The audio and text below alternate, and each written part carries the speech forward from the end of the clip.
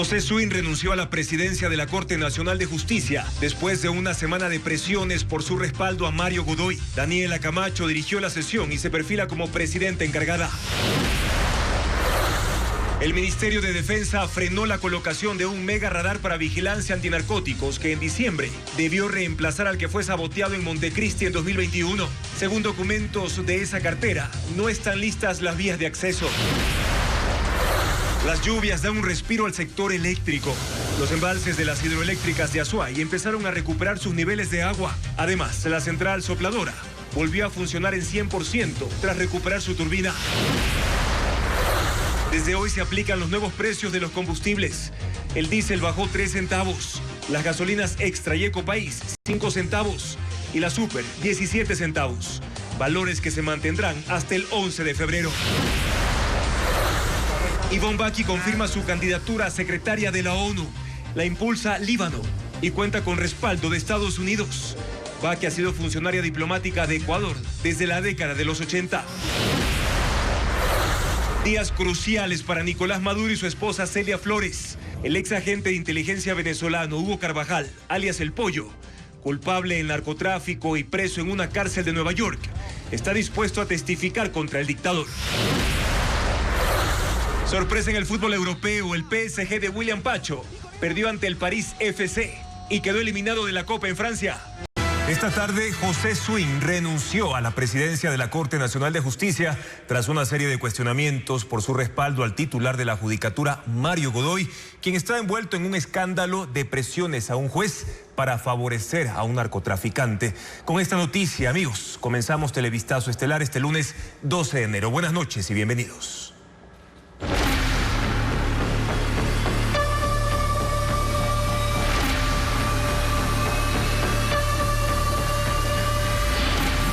Justicia. Swing deja el cargo.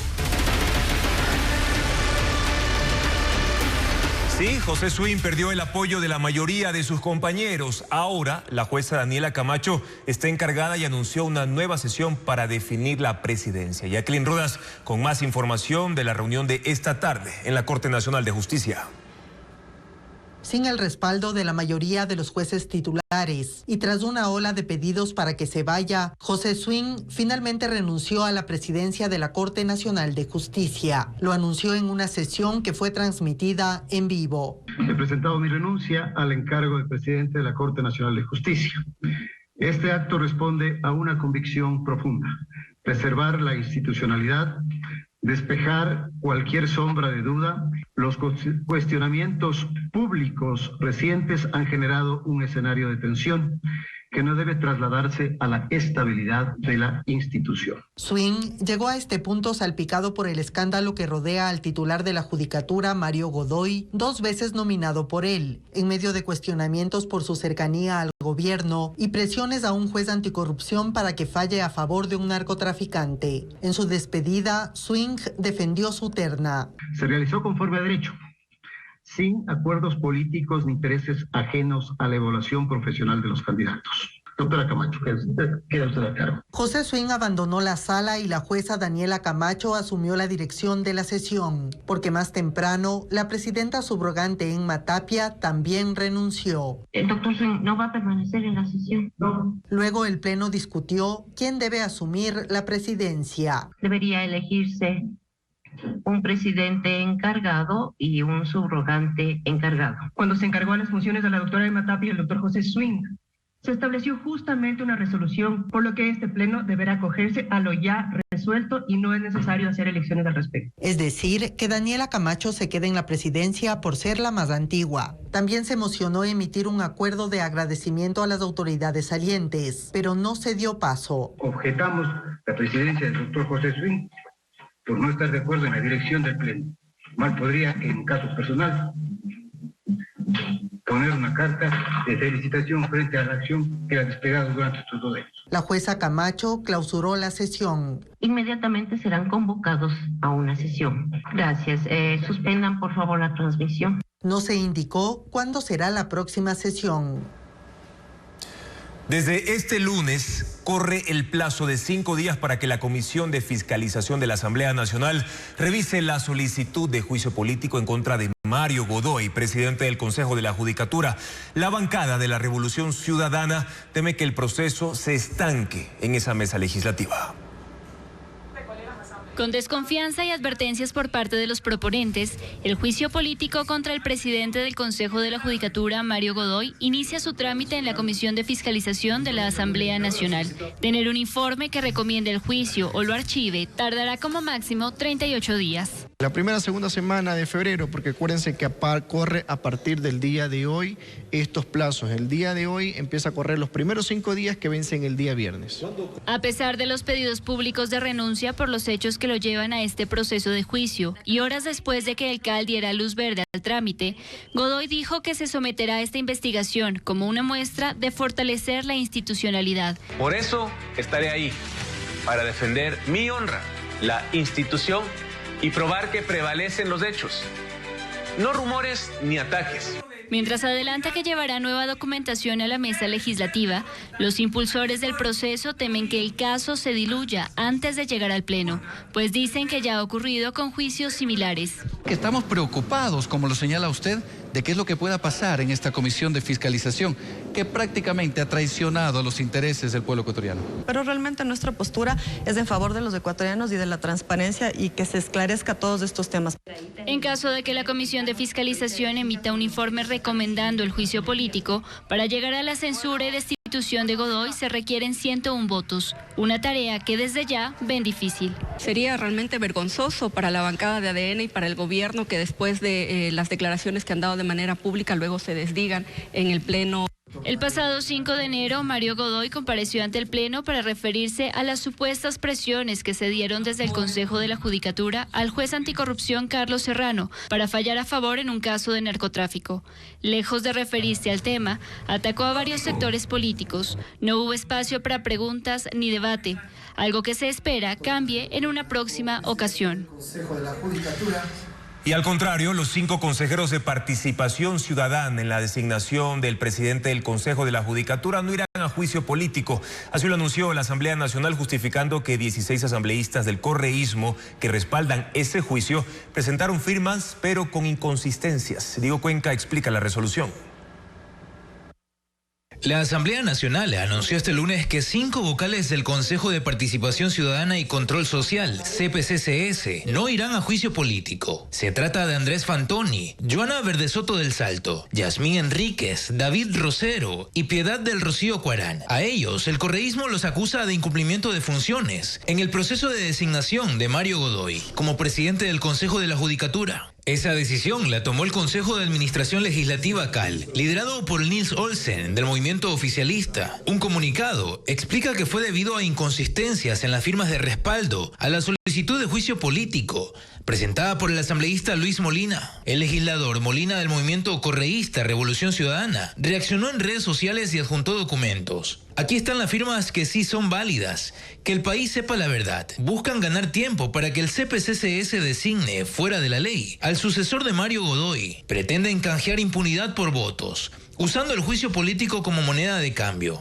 La Unidad Técnica Legislativa concluyó que 16 firmas de 42 asambleístas correístas que respaldan ese pedido tienen problemas en la integridad de la firma electrónica. Las acusaciones contra los consejeros de Participación Ciudadana están relacionadas con las impugnaciones que recibieron contra Godoy y que fueron archivadas. Además, por la conformación de la comisión que permitió la postulación de Mario Godoy como parte de la terna de la Corte Nacional de Justicia.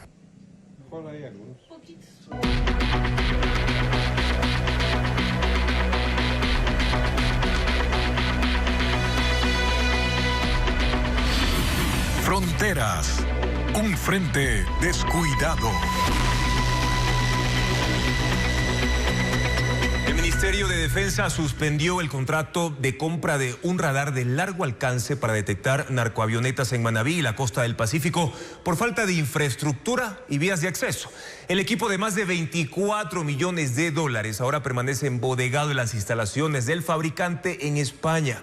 Lo informa Paul Romero. En medio de la guerra declarada al narcotráfico, surgen problemas en la ejecución de un contrato del Ministerio de Defensa para la instalación de un radar de última generación para la detección de narcoavionetas. El contrato de adquisición del equipo militar tridimensional LTR-25 de largo alcance y medios de comunicación integrados al sistema de mando y control de la FAE se adjudicó en 2023 a la empresa española Indra y desde junio del año pasado permanece en sus bodegas en Madrid. Ese sistema de vigilancia aérea es muy demandado por países en guerra. Tal es así que el presidente de Ucrania, Volodymyr Zelensky, visitó las instalaciones de la empresa hace un mes. Indra difundió imágenes de la comitiva ucraniana en las que aparece de fondo el radar comprado por Ecuador, listo para embarque. Desde mediados del año pasado, la empresa española pidió al Ministerio de Defensa que recibiera el radar comprado por $24.364.000 para reemplazar al que explotó en Montecristi en noviembre de 2021. Según el contrato, el radar debía estar en el país y funcionando 30 meses después de la firma, es decir, en diciembre de 2025. Sin embargo, 10 meses antes, el 12 de febrero, el ministro de Defensa emitió la resolución número 16 en la que ordenó la suspensión del contrato del radar. Según documentos a los que accedió Televistazo, hasta que termine la construcción y mejoramiento de la infraestructura operativa, administrativa, social y vial de los cerros Montecristi y San Isidro. Han transcurrido más de 4 años de la explosión del radar, por la que fueron condenados 9 militares por sabotaje, y los trabajos de infraestructura, construcción de vías, plataformas de seguridad siguen pendientes. En noviembre de 2024, la FAE adjudicó al Cuerpo de Ingenieros del Ejército la construcción de la infraestructura y vías a los cerros Montecristi y San Isidro, considerados estratégicos para la instalación del sistema de vigilancia y detección de narcoavionetas en la provincia de Manabí, una de las más azotadas por la violencia criminal de narcotraficantes. El radar, que tiene un alcance de 445 kilómetros, fue adquirido para el control total del espacio aéreo de la costa del Pacífico y el interior de Esmeraldas, Manabí, Pichincha, Santo Domingo de los Áchilas, Los Ríos, Guayas y Santa Elena. Los problemas en la ejecución de este millonario contrato se trataron hasta el campo diplomático. La Embajada de España expresó su inquietud al Ministerio de Defensa por la demora en el embarque e instalación de los equipos, porque el sistema de comunicación de microondas, satélite y radiocomunicación ya llegó al país. Televistazo consultó al ministerio sobre la suspensión del contrato y hasta el cierre de este reportaje no obtuvo respuesta. 8.000 efectivos del ejército se desplegaron en las fronteras norte y sur para impedir que mafias de narcotráfico y secuestro puedan ampliar sus operaciones ilícitas. Estas organizaciones utilizan Ecuador para el tráfico de drogas, armas y también delitos conexos. Hernán Higuera reporta además que ayer las tropas volvieron a chocar con insurgentes colombianos de comandos de la frontera. 2 días tomó esta operación del ejército en el sector conocido como Tierras Unidas, en Sucumbíos, uno de los sitios fronterizos entre Ecuador y Colombia por donde el grupo Comandos de la Frontera traficaba droga, armas y cometía otros delitos como extorsión y secuestro. El sitio fue ubicado por las labores de inteligencia que daban cuenta del secuestro de un ciudadano colombiano y esta mujer ecuatoriana, que lograron ser rescatados. Hubo cruce de balas del que resultó un guerrillero abatido. En 2 años de conflicto armado interno se ha establecido que los grupos criminales expanden y desplazan sus operaciones a lo largo de los 95 pasos clandestinos que existen en la frontera entre Ecuador y Colombia. El Ministerio del Interior tiene registrados 14 pasos ilegales en Esmeraldas, 19 en Sucumbíos y 62 en Carchi. El ejército sabe que cada vez los grupos delictivos se vuelven más peligrosos por la colaboración civil que reciben. Invitamos a la ciudadanía a ser parte de nuestro sistema de seguridad del país y para ello les pedimos que trabajen activamente con el plan de recompensas 1331. La crisis en Venezuela y la presión de Estados Unidos en el Mar Caribe replantea el accionar de los carteles de la droga que buscan nuevas rutas. Y me da la impresión que este rato el Ecuador tiene un incremento sustancial de la exportación. Nosotros estamos más o menos manejando unas 1.500 toneladas de droga que entran y salen del país. Ahora, de estas 1.500 toneladas, hay más o menos 300, un poco menos de 300, que se captura, que ese es un trabajo bastante bueno que ha hecho la policía. Claro. Y por otro lado también hay unas 60, 70 toneladas que se consumen dentro del territorio ecuatoriano. Y el resto grave, ¿no? Es lo más grave. Y el resto se va afuera. Y la propuesta es que el Ecuador redefina su visión de la lucha contra el narcotráfico narcotráfico y sus delitos conexos como el tráfico de armas, que usan también pasos irregulares, sobre todo en la frontera sur. Lamentablemente nuestras fronteras, como de todos los países, son un poco permeables. Se hace el control, pero hay muchos pasos ilegales. La guerra contra las organizaciones criminales, que se extiende por todo el territorio, dejaron en 2025 71.364 detenidos. De ellos, 20 son cabecillas de alto valor y 150 de valor intermedio, según el Ministerio del Interior. Líbano oficializó la candidatura de Ivonne Baqui a la Secretaría General de las Naciones Unidas. La ex embajadora de Ecuador en Estados Unidos se suma a la lista en la que constan además Michelle Bachelet, expresidenta de Chile, y Rebecca Greenspan, ex vicepresidenta de Costa Rica. Lo informa Adriana Bermejo. Ivonne Baqui entra en la carrera para ocupar uno de los cargos más influyentes de la política internacional, la Secretaría General de las Naciones Unidas. Líbano oficializó su candidatura, que también cuenta con el respaldo del presidente y el gobierno de Estados Unidos. Baqui, conocida como la diplomática de todos los gobiernos, nació en Ecuador pero es de origen libanés. Es hija de inmigrantes de ese país y a los 17 años se casó con Sami Abad el-Baqi, también libanés. No es diplomática de carrera, estudió arte y diseño en la Sorbona de París y administración pública en Harvard, pero inició sus tareas diplomáticas por el Ecuador en 1981, cuando fue cónsul en Beirut durante el gobierno de Jaime Roldós Aguilera.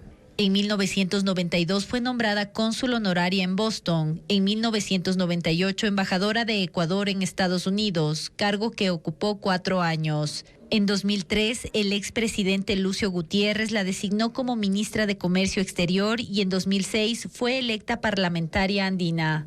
También fue candidata a la presidencia de la República.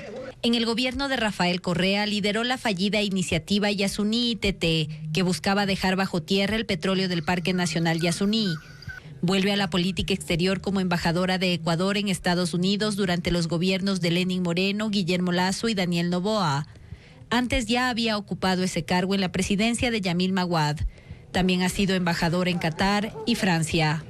Ivonne Baqui se suma a la lista de candidatos en la que constan la expresidenta de Chile, Michelle Bachelet, la ex vicepresidenta de Costa Rica, Rebecca Greenspan, y el diplomático argentino Rafael Grossi. Además de encabezar administrativamente la ONU, el secretario general de las Naciones Unidas tiene un papel de mediación en conflictos internacionales. Alerta al Consejo de Seguridad sobre amenazas a la paz e impulsa consensos entre países.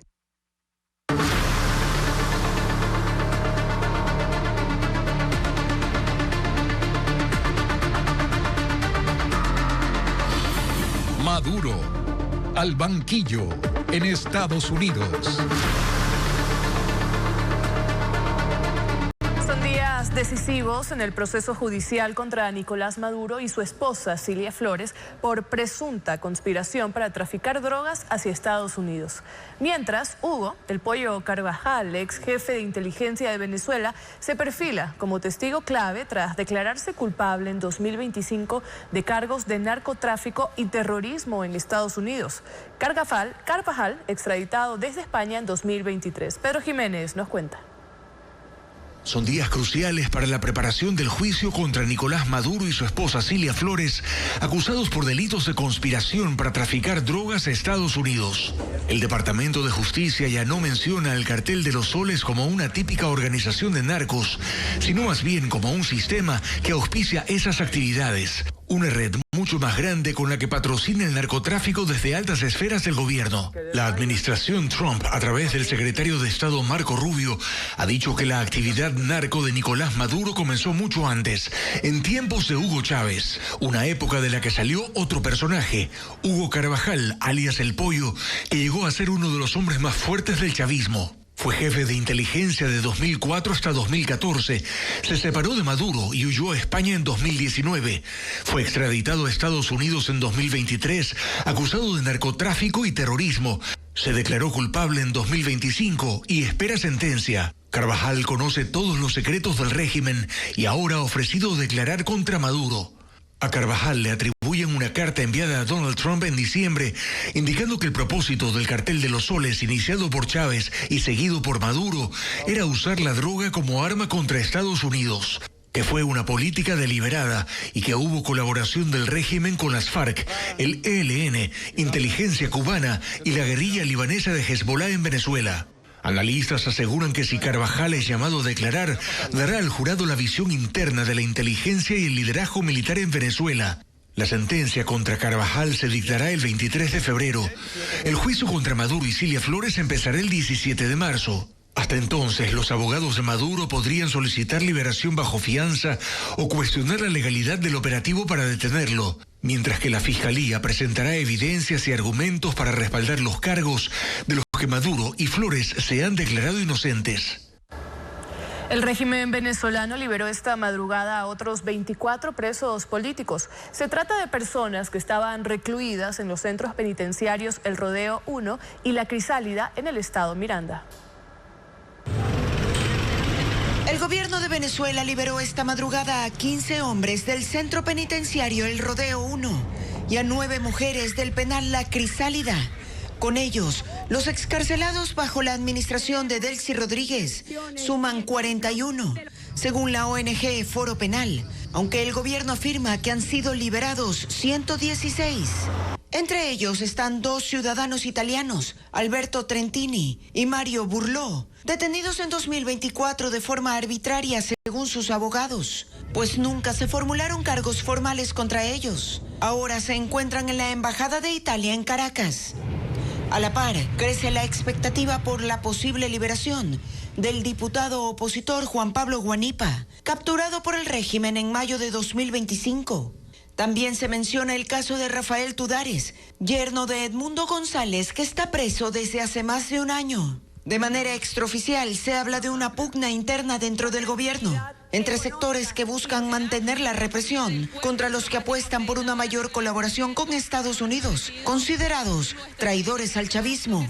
En medio de este proceso surge la denuncia de organizaciones de derechos humanos sobre la muerte de prisioneros en esas cárceles, al menos 18 desde 2014, por falta de atención médica y maltrato. Pagar el impuesto predial no es obligatorio para todos. En Ecuador, los adultos mayores tienen derecho a una exoneración que en muchos casos no se aplica por desinformación o también los trámites municipales que suelen ser desiguales. Veamos.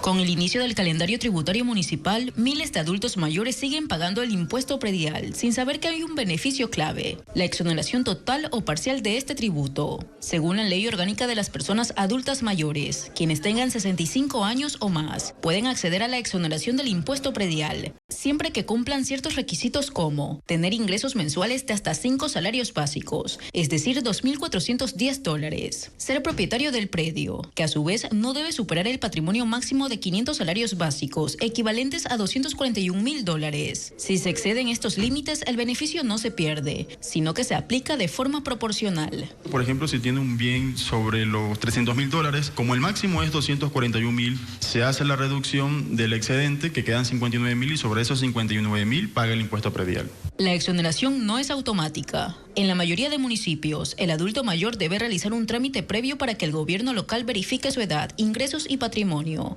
Este proceso puede hacerse en línea o de forma presencial en las ventanillas municipales. Pero hay un problema. Los requisitos no están estandarizados y varían según el cantón. Aarón Sánchez, secretario técnico del Consejo Nacional para la Igualdad Intergeneracional, advierte que la falta de sistemas informáticos integrados y de procesos administrativos claros ha provocado que solo 146 de los 221 municipios cumplan con la norma, obligando a los adultos mayores a realizar trámites que incluso exigen requisitos no contemplados en la ley. Hay municipios que solo exoneran el 50% o el 25%, en algunos casos el 75%, llegándole a pedir, por ejemplo, una declaración juramentada a un adulto mayor, que en su gran mayoría, primero, no está establecido una norma, le puede costar entre $15 hasta $40, un rubro adicional a lo que tiene que cancelar anualmente. La exoneración cubre únicamente el impuesto predial, no incluye tasas municipales por mejoras ni contribuciones especiales. En el caso de los adultos mayores que ya pagaron, el dinero puede ser devuelto mediante una solicitud administrativa.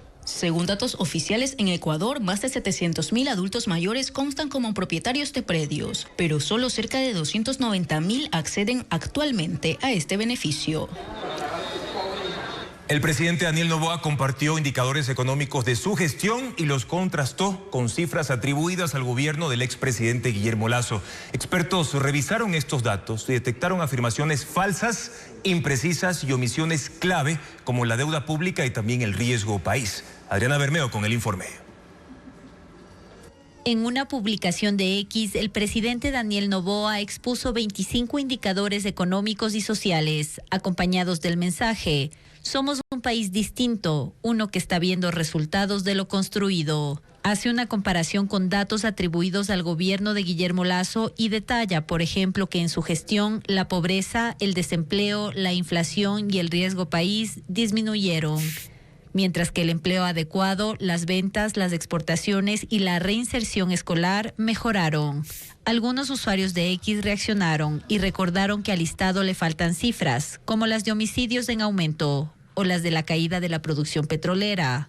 El analista económico Osvaldo Landázuri señala dos más: el déficit fiscal y la deuda pública. Si uno suma todos, es decir, atrasos, lo que le debe al IES, lo que deben estar bordeando ya los 88.000 o 90.000 millones de dólares.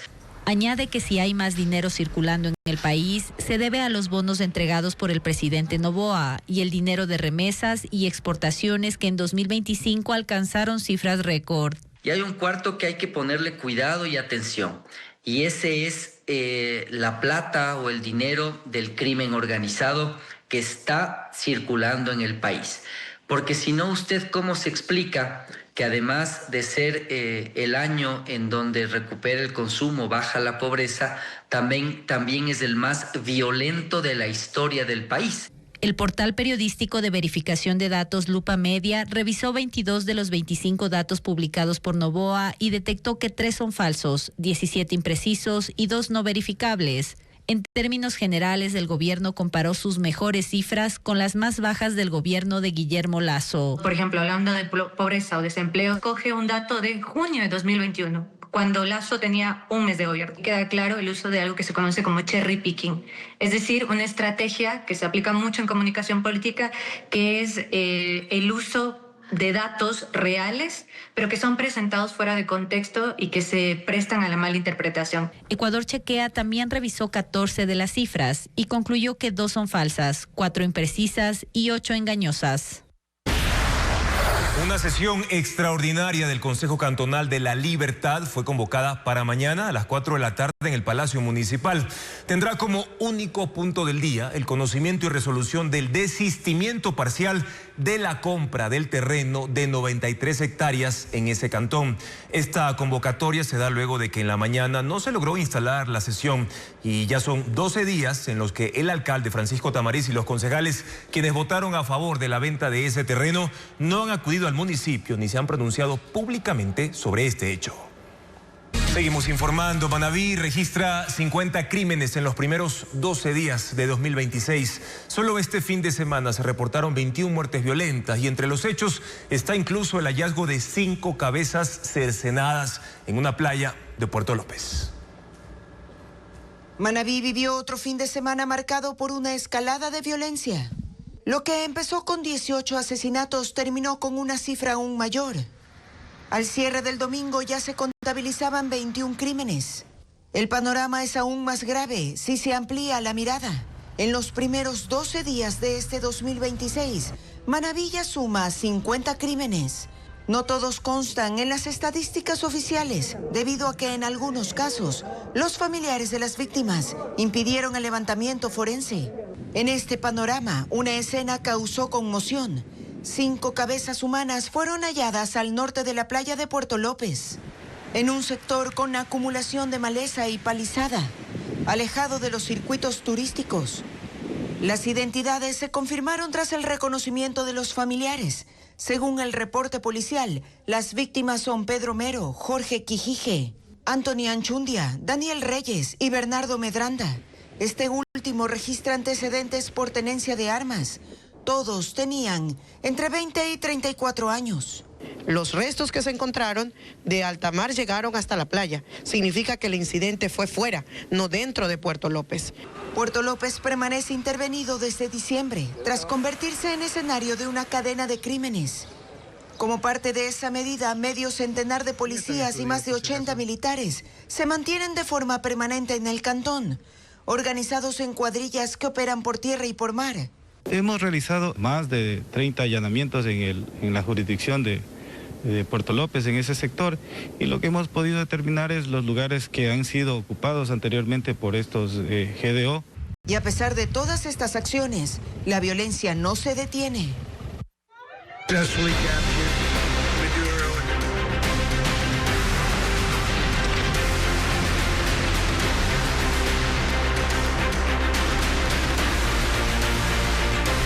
Mundo llega gracias a Kia, movement that inspires. La líder de la oposición venezolana y Premio Nobel de la Paz, María Corina Machado, se reunió esta mañana con el Papa León XIV en el Vaticano. Machado fue recibida a título personal y no en representación de organización alguna. Además, busca respaldo para una transición política que incluya a Edmundo González Urrutia, contra quien Maduro cometió fraude en las últimas elecciones, y esta semana tendrá otras reuniones cruciales. María Corina Machado fue recibida por el Papa León XIV en una audiencia privada. El encuentro es parte de la gira de Machado por Europa desde que abandonó Venezuela en una operación secreta para luego llegar a Oslo y agradecer el Premio Nobel de la Paz conferido por su lucha por la democracia. De este encuentro no han trascendido detalles o extractos de su conversación con el pontífice, quien ha seguido la crisis de Venezuela de cerca, así como los acontecimientos desde el 3 de enero, cuando fuerzas especiales detuvieron y sacaron del país a Nicolás Maduro.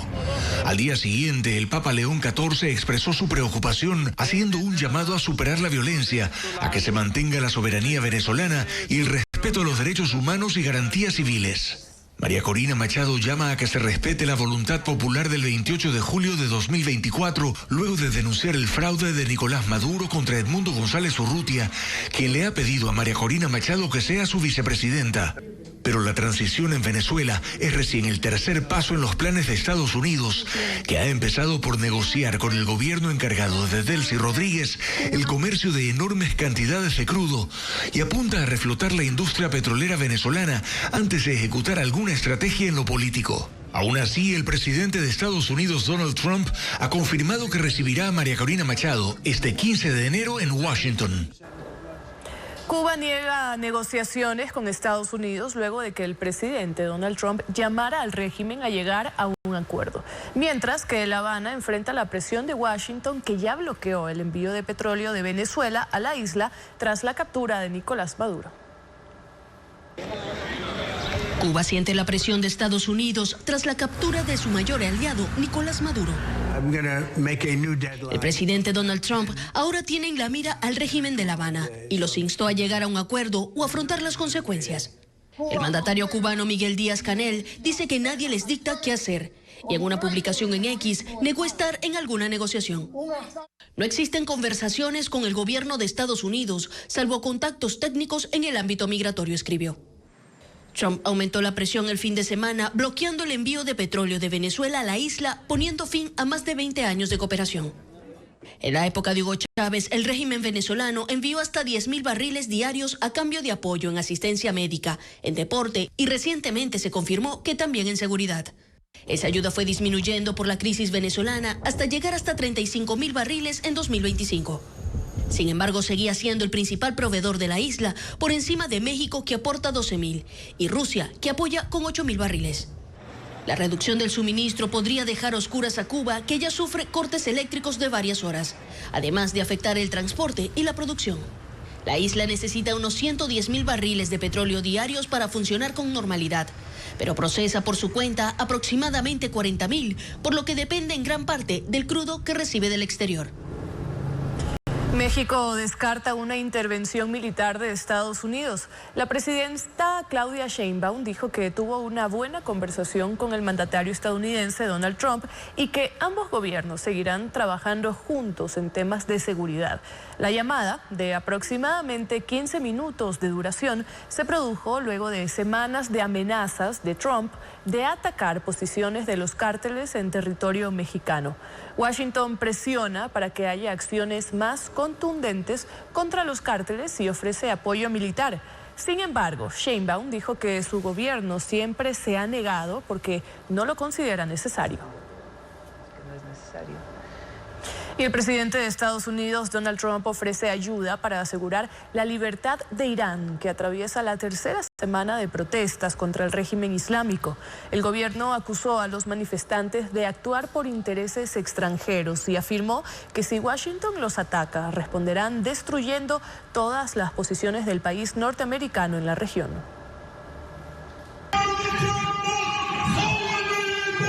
El régimen iraní convocó manifestaciones en todo el país en respaldo al poder islámico, en medio de un aumento considerable en el número de fallecidos durante las protestas antigubernamentales. Desde Teherán, el presidente del Parlamento, Mohammad Bagher Ghalibaf, se dirigió a millones de simpatizantes en una transmisión televisada en la que lanzó una dura advertencia a Estados Unidos tras declaraciones del presidente Donald Trump sobre un posible ataque en apoyo a los manifestantes. Estamos esperando. Estamos listos para enfrentarte. Ven y mira cómo todos tus recursos en la región serán destruidos. Ven a ver qué pasará con las bases estadounidenses, los barcos y todas las fuerzas.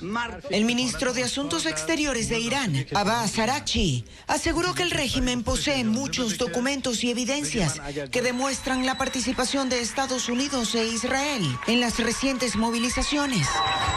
El servicio de Internet Starlink de Elon Musk continúa operando en Irán, lo que ha permitido la difusión de videos que muestran las protestas del fin de semana e imágenes que denuncian cientos de muertos a manos de las fuerzas iraníes, que según la agencia de noticias de activistas de derechos humanos son 544.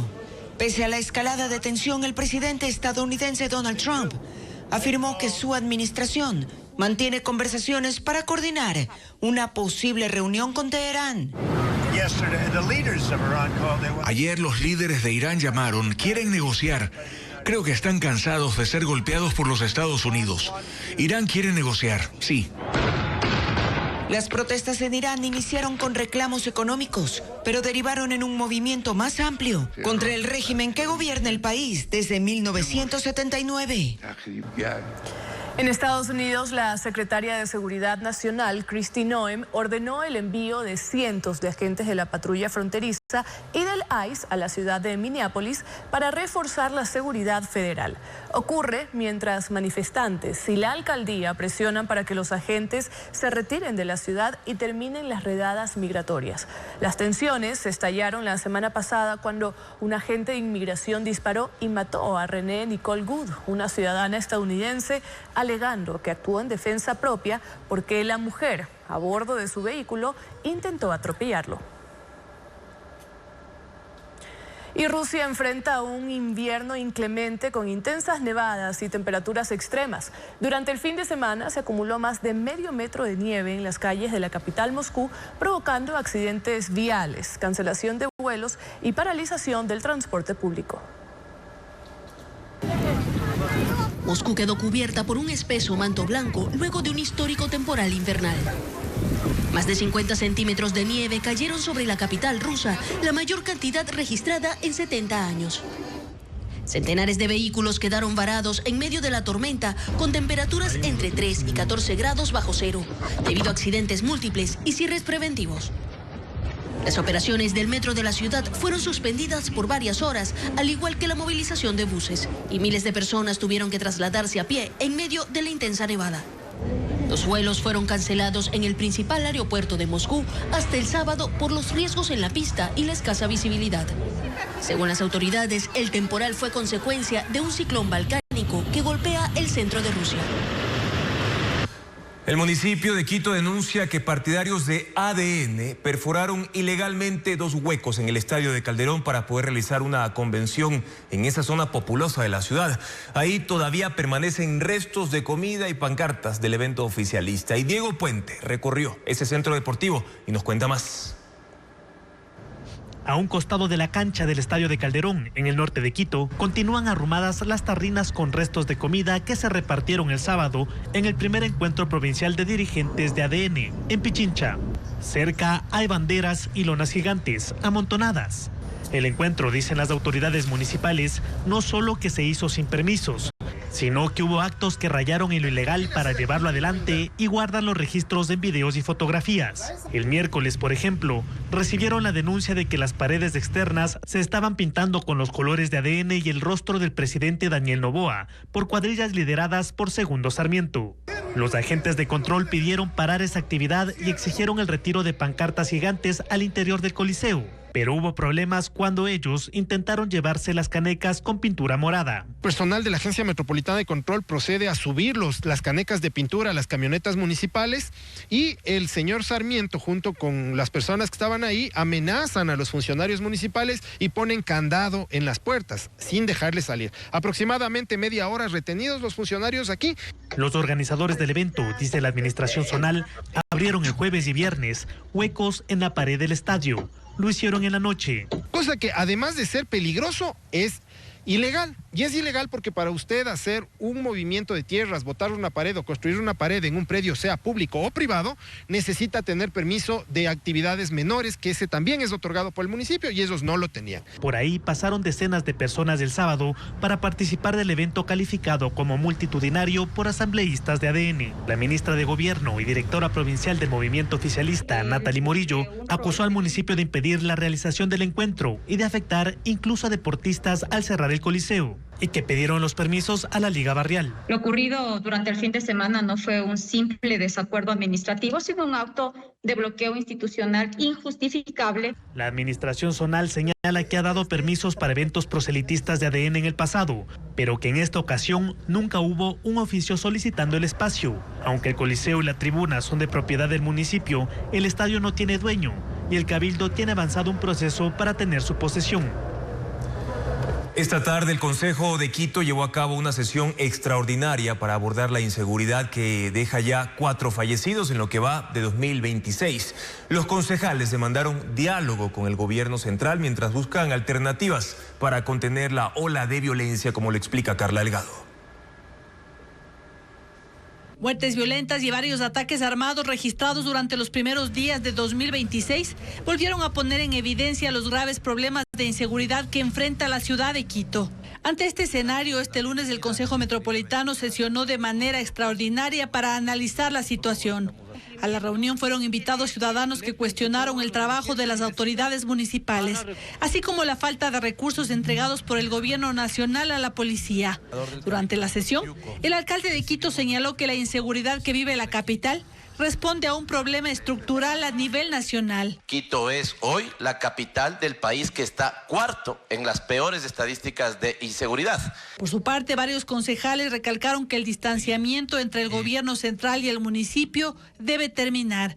Por un momento se saque su camiseta política y que piensen los vecinos y las vecinas de la situación crítica que está viviendo en este momento la capital. Insistieron en la necesidad de reforzar el control y cumplimiento de ordenanzas vigentes, como la prohibición de que 2 personas se movilicen en una motocicleta. Mientras el debate se desarrollaba, se conoció que un cuerpo fue hallado en el sur de Quito con aparentes signos de mutilación. A este hecho se suma un video difundido en redes sociales en el que presuntos integrantes del crimen organizado emitirían supuestas disposiciones sobre la seguridad en la capital. Queda prohibido, totalmente prohibido en la ciudad de Quito robar. Para el experto en seguridad Diego Pérez, si bien no se trata de generar alarma, este tipo de hechos representa una señal preocupante sobre el rol que estaría asumiendo la organización criminal en espacios de decisión. Desde cobrarle vacunas a la señora que vende caramelos hasta incidir sobre los grandes espacios de decisión, digamos, no podemos obviar, no podemos hacernos los locos de que esto exista. Mientras se analiza una posible reunión con el gobierno, desde el municipio se aseguró que se intensificarán los controles. También se habló de la creación de un centro de comando estratégico que fortalecería el trabajo del ECU 911, aunque no se dieron mayores detalles, montos ni una fecha para su implementación. Un triple crimen se reportó en una playa del cantón Jama, en el norte de la provincia de Manabí. Según la policía, las víctimas eran pescadores de la zona. Además, en Los Ríos, una pareja de esposos fue rescatada por la UNACE. Los criminales pedían $50.000 para poder liberarlos. Estefanía Arias con el resumen de estos hechos delictivos. Un ataque armado se reportó esta mañana en la playa El Matal, Cantón Jama, en Manabí. 3 personas fueron asesinadas en una cabaña y según la policía serían pescadores de la zona. Aún se desconoce la identidad de las víctimas. Más tarde, al mediodía, se registró otro sicariato, pero en el cantón El Carmen, donde 2 hombres fueron asesinados. Testigos afirman que las víctimas llegaron a la zona custodiados por Policía Nacional, pero cuando el acompañamiento finalizó, fueron interceptadas por los criminales cuando llegaban a un domicilio. Una pareja de esposos fue rescatada por la UNACE en el sector Minuape, Cantón Quinsaloma, en Los Ríos. Según la policía, las víctimas fueron secuestradas el pasado 5 de enero en el sector de Valencia y los criminales exigían $50,000 para liberarlos. Tras investigaciones, los uniformados identificaron un inmueble que era utilizado para esconder a las víctimas. Las personas secuestradas estaban en un domicilio en condiciones precarias, en un solo colchón, la pareja que amarradas y amañatadas. Agregó que no hubo detenidos porque el inmueble estaba abandonado. Las víctimas finalmente se reencontraron con sus familiares. Retomamos este tema porque ante la renuncia de José Swing y Emma Tapia a sus cargos en la Corte Nacional de Justicia, a quien le correspondería entonces asumir la presidencia subrogante. A esta hora saludamos a Jacqueline Rodas, quien se encuentra en ese organismo en el norte de Quito, en donde ya se planifica la sesión para definir la nueva designación. Jackie, buenas noches. ¿Ya hay fecha para esta próxima sesión?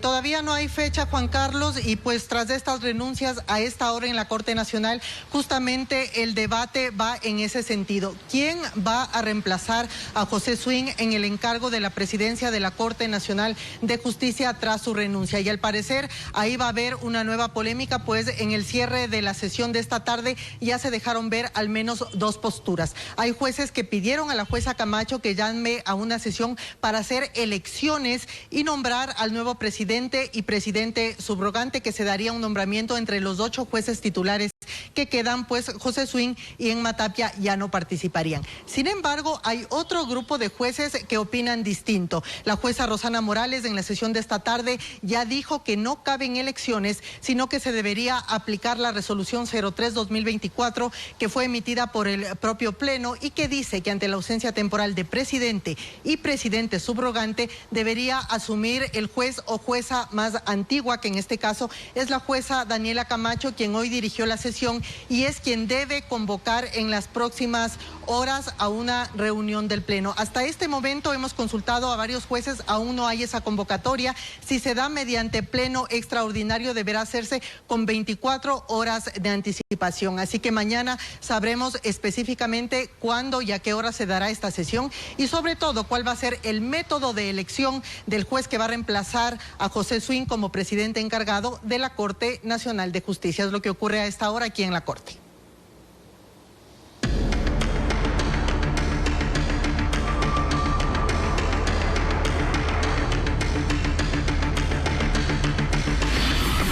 Lluvias, el efecto agridulce.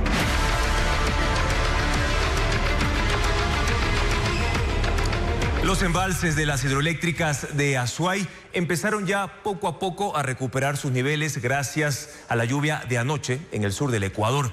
Diego Cuenca informa que para que se sostenga esa cota, la Corporación Eléctrica del Ecuador mantiene apagadas las 2 turbinas de Masar desde la noche del viernes. Veamos.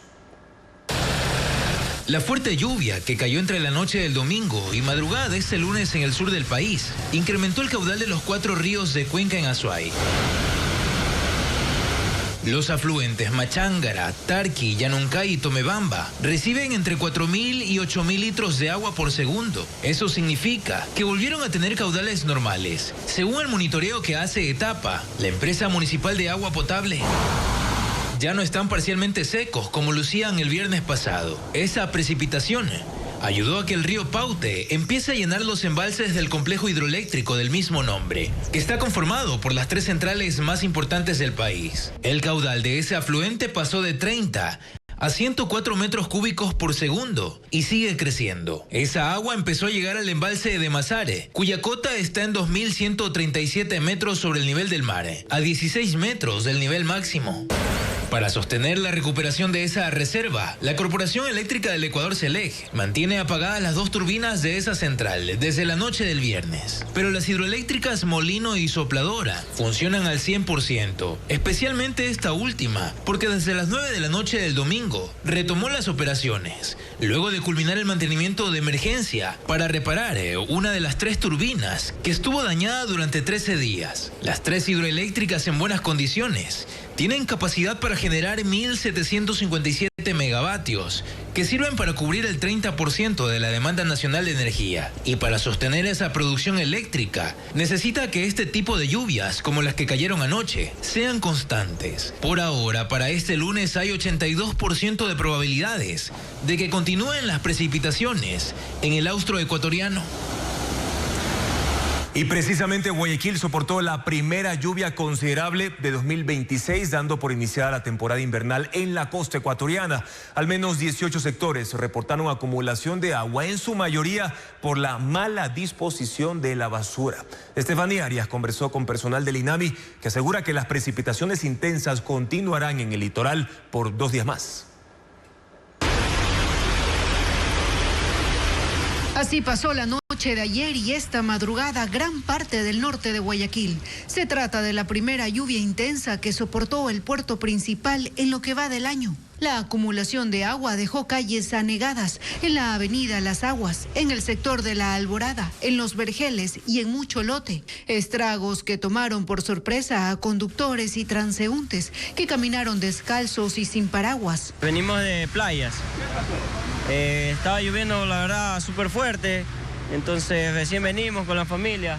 Entonces ahorita nos ha cogido de sorpresa este primer aguacero en la ciudad de Guayaquil.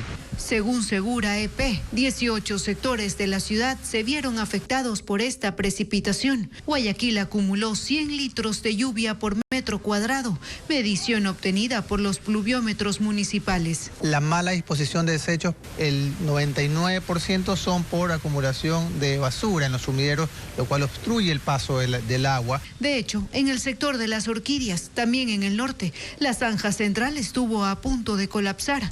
Ahí se evidenció gran cantidad de desechos. Tenemos que entender que la ubicación geográfica en la que se encuentra Guayaquil, sumada a la época lluviosa, puede también coincidir con marea alta, así que todos estos factores, y si no hay una correcta disposición de basura, lo más seguro es que podríamos tener acumulación en nuestras veredas. La calzada mojada también provocó tráfico pesado en la vía a la costa, además accidentes de tránsito. Este motociclista cayó en una alcantarilla sin tapa y en la vía perimetral frente a la nueva terminal terrestre Costa, una mujer quedó herida tras el choque de 2 autos. El Instituto Nacional de Meteorología e Hidrología, INAMI, lanzó una alerta de lluvias de intensidad fuerte, acompañadas de tormentas eléctricas, asegurando que este panorama continuará hasta el miércoles 14. Específicamente hacia el interior de la región litoral, de la provincia de Los Ríos, también parte de la provincia de Guayas, interior de Manabí. El experto agregó que este fenómeno se debe al calentamiento diurno y a un desprendimiento de humedad. Mientras 7 camiones de Interagua acudieron a los puntos afectados por la basura, limpiaron los drenajes, donde encontraron fundas y todo tipo de desechos. Ya cerca de las 9 de la mañana la lluvia paró y la acumulación de agua empezó a disminuir.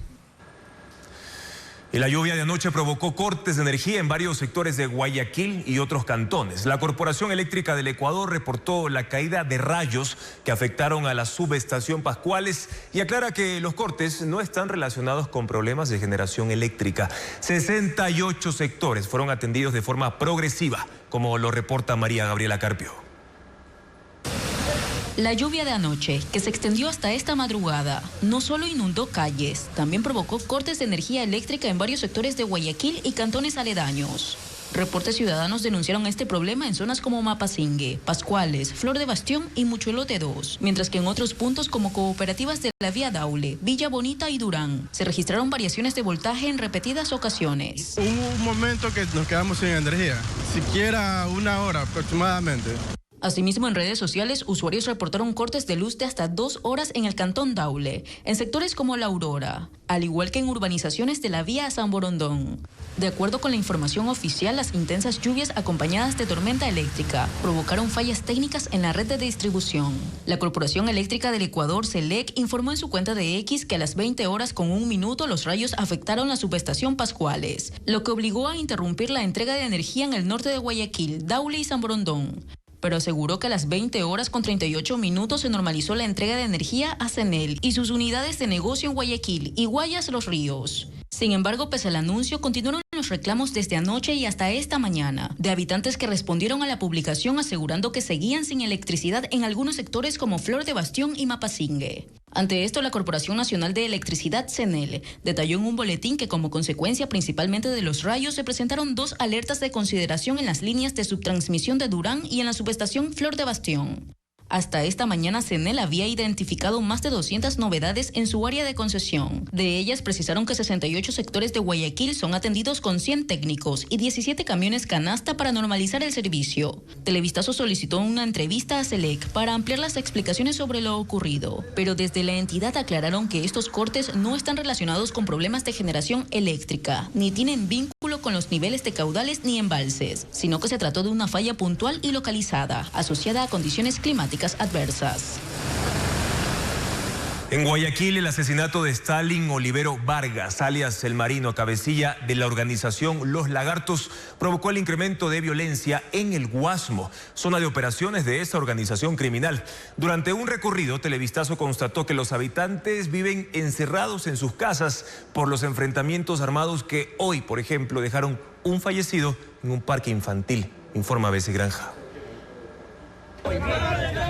Un hombre murió y otro resultó herido en un tiroteo ocurrido al pie de una iglesia del Guasmo Central, sur de Guayaquil. Las cámaras de seguridad captaron a los sicarios, quienes se movilizaban en una tricimoto cuando cometieron el crimen. Es uno de los últimos hechos violentos ocurridos en el Guasmo. El fin de semana, habitantes y cámaras de seguridad captaron cómo hombres armados con fusiles y pistolas dispararon a viviendas y al aire. La policía detuvo como sospechosos a 4 integrantes del grupo de delincuencia organizada Los Lagartos. La violencia que hoy sacude a este sector del sur de la ciudad tiene un punto de quiebre. La muerte de alias El Marino, cabecilla de esta agrupación y que según investigaciones policiales habría traicionado a su propia banda con el envío de droga al exterior. Por lo tanto, él tenía sus seguidores que trabajaban con él. Era un grupo que trabajaba con él de Los Lagartos. No es toda la organización. Entonces, vamos a la fragmentación.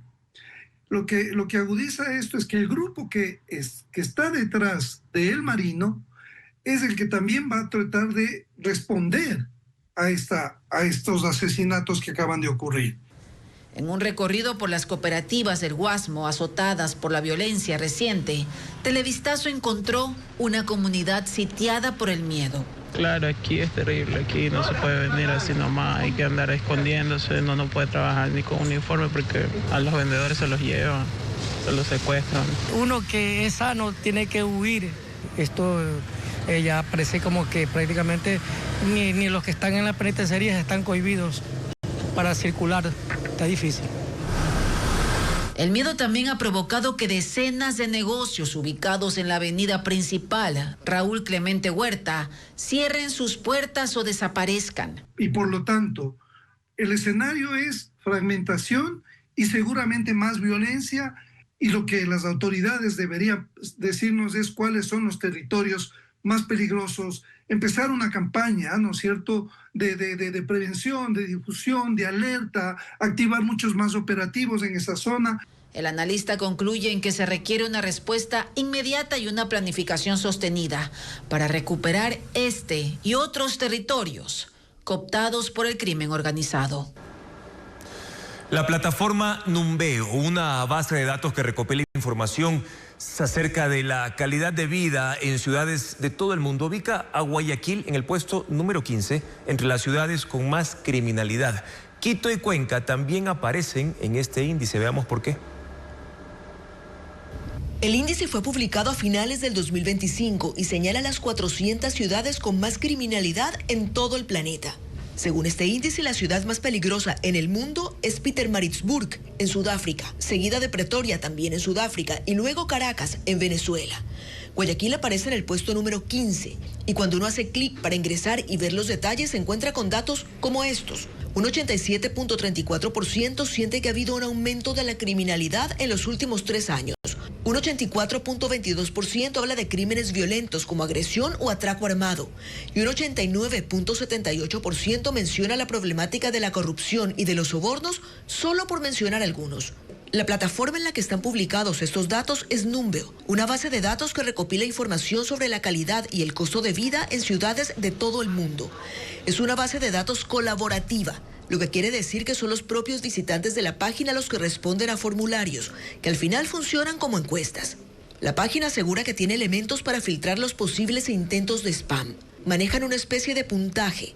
En el índice de criminalidad, si una ciudad está entre 20 y 40, se considera bajo. Si está entre 40 y 60, ya es un índice moderado. Entre 60 y 80 son altos y de 80 a 100 son muy altos.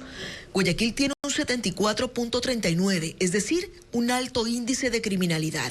De hecho, Guayaquil está por encima, es decir, que es más peligrosa que ciudades como Tijuana en México, Cali en Colombia o Lima en Perú. Quito también aparece en la lista, en el puesto número 49, con un índice de criminalidad del 63.47, es decir, también considerado alto. Mucho más abajo está Cuenca, en el puesto número 194. 5 ciudades de Emiratos Árabes Unidos son las que están al final, cerrando la lista. Son las ciudades con menos criminalidad de todo el mundo. Estados Unidos entregó a Ecuador una embarcación guardacostas para enfrentar al crimen organizado en alta mar. La lancha patrullera mide 34 metros y combatirá delitos como narcotráfico, sicariato, tráfico de armas, pero también de combustible. Merlin Ochoa, con más información. Tras 21 días de navegación desde Estados Unidos y un proceso de repotenciación, la guardacostas Isla Santa Rosa este lunes se incorporó a la flota de la Armada del Ecuador. Es una ex embarcación de la Guardia Costera de Estados Unidos, construida en 1990 y conocida entonces como Anacapara. La lancha de 34 metros de largo fue entregada en el marco de la cooperación binacional para enfrentar a las mafias del narcotráfico que operan en las rutas marítimas del Pacífico. Sirven para múltiples actividades. Una de ellas es combatir el gancho ciego, otra es dar seguridad en los puertos, ir detrás de las lanchas rápidas y semisumergibles que transportan droga y también dar protección a actividades como faenas de pesca. Televistazo recorrió la embarcación que fue adaptada a las necesidades del país.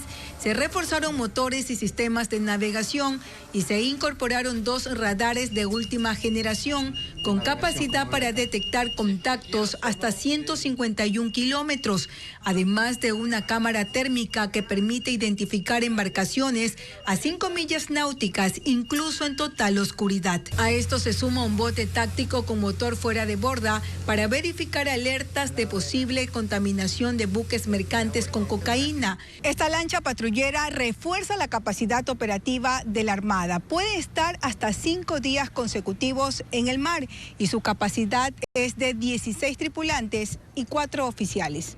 Su incorporación ocurre en un escenario crítico.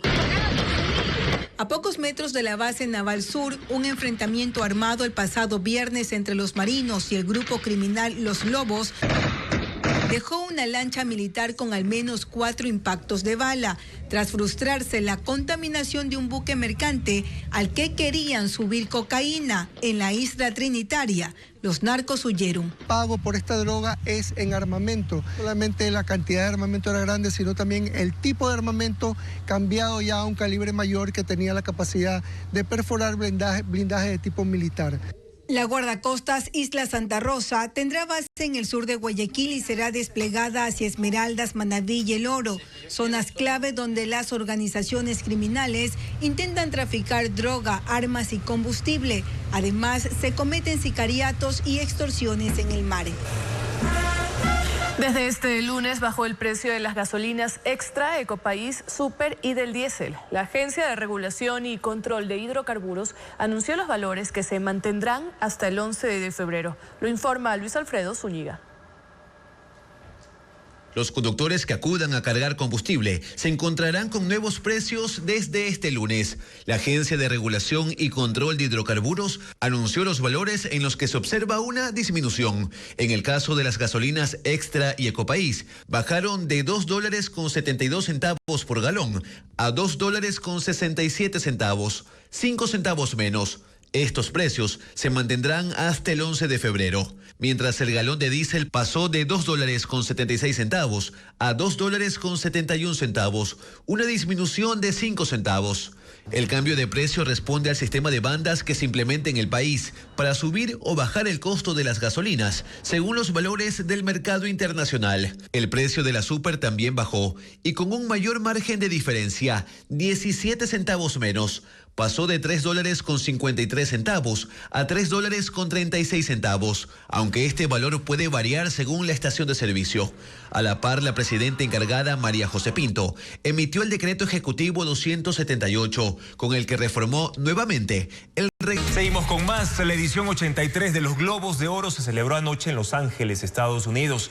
La película Una batalla tras otra y la serie Adolescencia se alzaron como las grandes ganadoras de esta gala.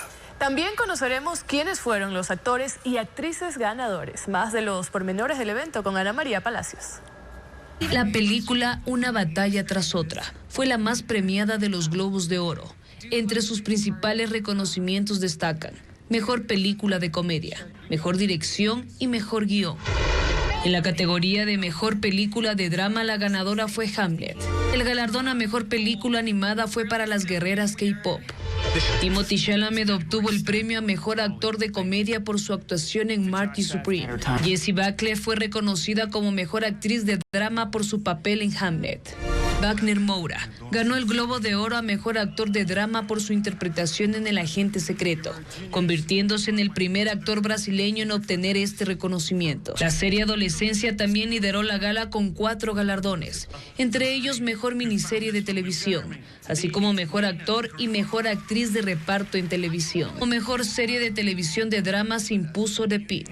La 83 edición de los Globos de Oro se celebró anoche en Los Ángeles. Seguimos hablando de la gala de los Globos de Oro, pero ahora de la moda que se impuso, porque durante el evento destacaron los atuendos negros y las transparencias. En la siguiente nota repasamos los looks más llamativos de la alfombra roja de uno de los premios más importantes del mundo del cine y la televisión.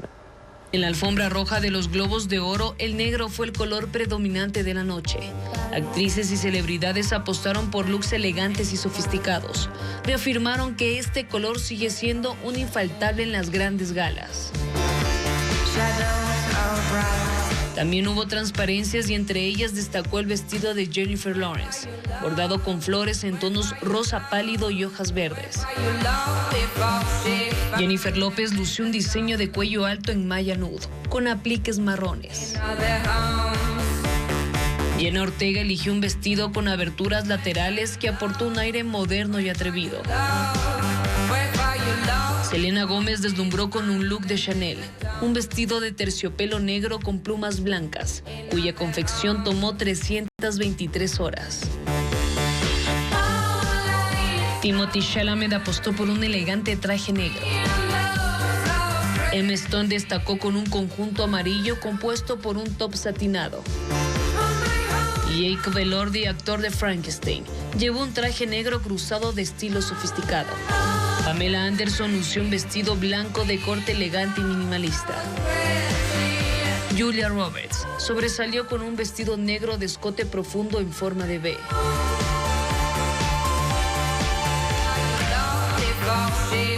Y Kate Hudson brilló con un vestido ceñido en tono metalizado, que resaltó su figura. Amigos, gracias por habernos acompañado en esta emisión informativa. Mañana en contacto directo, Emma Tapia, jueza de la Corte Nacional, para analizar la crisis en la justicia y el proceder de sus protagonistas tras el escándalo. Además, Francisco Salles, catedrático de la Universidad Española de las Hespérides y académico asociado al Instituto Ecuatoriano de Economía Política para detallar cómo fortalecer la dolarización tras 26 años de su institución en Ecuador. Las noticias se actualizan minuto a minuto en ecuavisa.com y nuestras redes sociales. Información siempre verificada con el sello de Televistazo. Buenas noches.